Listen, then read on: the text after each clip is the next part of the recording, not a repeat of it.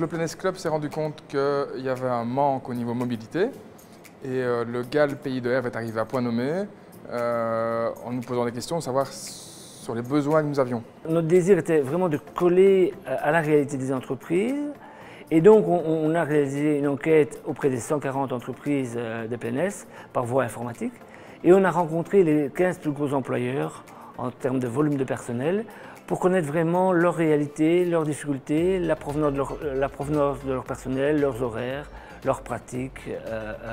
Et c'est en fonction de ça qu'on a commencé à dessiner le projet. Le plus interpellant quand même, c'est qu'ici on a un parc d'activités où on a en moyenne 4000 travailleurs et il n'y a aucun moyen de locomotion, de transport en commun. Et donc c'est tout à la voiture et donc clairement quand on n'a pas de voiture ici on ne sait pas venir travailler. C'est un souci au quotidien, c'est de trouver du personnel qualifié, compétent et flexible. Donc la flexibilité c'est aussi bien en termes d'horaire mais en termes de mobilité. Donc aujourd'hui l'accès à certains postes n'est pas pourvu parce que le personnel n'a pas forcément de moyens de locomotion. Ou ce qui arrive parfois, on a même des clients ou des fournisseurs qui viennent en train jusque Verviers et puis faire la liaison Verviers et le Plénès, à part le taxi, il n'y a rien d'autre. On a pris un peu le problème à bras le corps avec le Club des entreprises et on a essayé de réunir vraiment un maximum de partenaires locaux mais aussi régionaux, des partenaires à la fois publics et privés pour trouver des solutions concrètes aux difficultés rencontrées par les entreprises du zoning. Si je devais aujourd'hui choisir une solution de mobilité, je pense que le transport en commun avec des plages horaires élargies qui correspondent réellement aux horaires des entreprises serait certainement la meilleure pour répondre aux horaires de pause qui sont les 6-2, 2-10. Le TEC a fourni un accord, les horaires ont déjà été acceptés, reste à définir les arrêts et le démarrage de l'action. La navette est un projet complémentaire à la ligne de bus. Le problème est que la ligne de bus va déposer les travailleurs à des endroits fixes. Après, ils doivent rejoindre soit l'arrêt de bus, soit les parkings de covoiturage jusqu'à l'entreprise. Nous souhaiterions une application de covoiturage dédiée au zoning des Plénès, mais intégrée dans une plateforme beaucoup plus large. Manu du GAL du Pays de Herve nous a contactés pour mettre en place une solution de car sharing à l'échelle des Plénès. Et donc on est parti avec l'idée d'amener d'avoir 2 véhicules en partage au niveau du parc. Donc un véhicule qui sera full électrique et l'autre qui fonctionnera au CNG.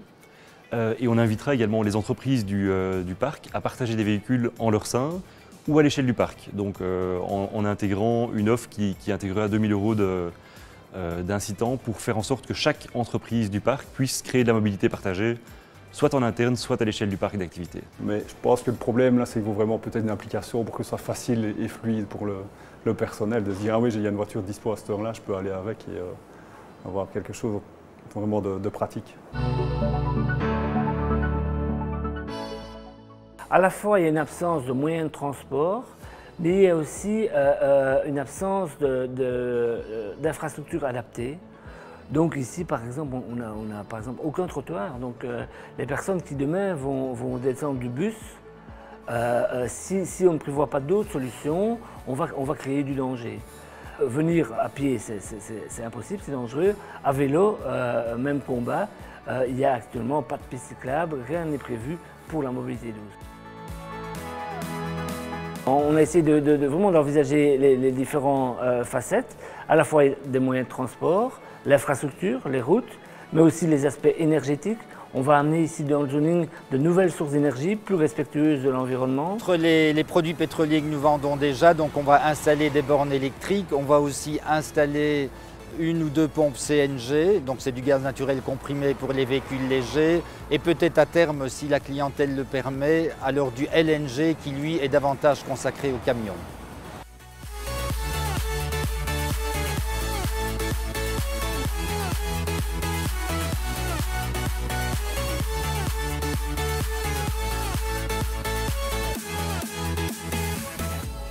Le parc des Plénès est à côté d'un nœud autoroutier très important, le nœud de Bâtisse, et on a l'idée de capitaliser sur le parking de covoiturage qui est déjà présent sur place pour créer un pôle de mobilité à l'échelle régionale voire nationale.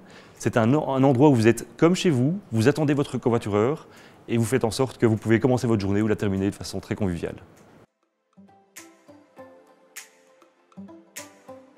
On a aussi envisagé les aspects numériques. Donc on veut que les solutions qu'on va mettre en place soient faciles d'accès. Donc si demain vous voulez avoir une voiture en car sharing, recharger votre véhicule avec une borne électrique, on veut que vous trouviez les informations facilement, que l'info soit centralisée.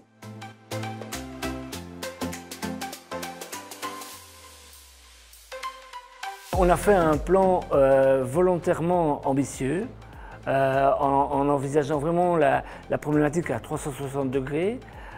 Et puis, en effet, on est allé à la recherche de financement et on a frappé à pas mal de portes. Et en fonction des réponses qu'on est en train de recevoir, évidemment, les solutions qu'on a envisagées seront amendées, adaptées, mais vraiment toujours avec l'objectif de résoudre cette problématique d'accessibilité du zoning.